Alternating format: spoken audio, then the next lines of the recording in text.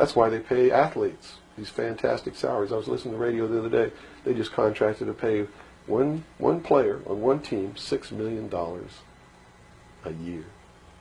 Can you believe this? And why is that? It's the Roman circus. What does the emperor do when the people become restive, and when the people are asking questions, and when the people don't like the policies of the emperor?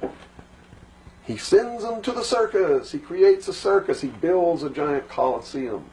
And he begins to throw the Christians to the lions. And he has great chariot races and football games and basketball games, all to keep the idiots preoccupied with things that don't mean anything in the scheme of the entire world, so that they don't have the time to learn what the truth is, so they don't ever get smart enough to learn how they're being manipulated, so they don't ever question the emperor.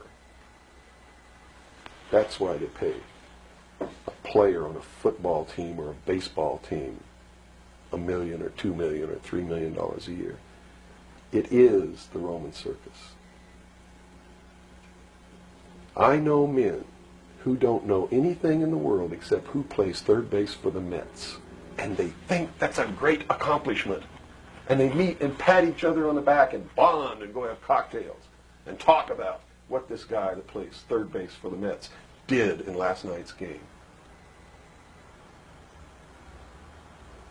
It's sad. It's really sad.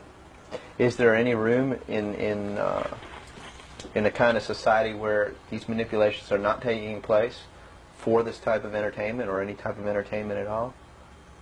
If people understand that a game is a game, if people understand that nobody, no matter what they do, is worth paying $2 or $3 million a year for,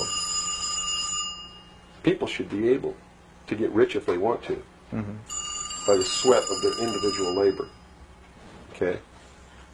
By going out and doing something for the world. Not by taking people's minds away from the emperor. It's a game. Football's a game. Football's a game. But let me tell you something.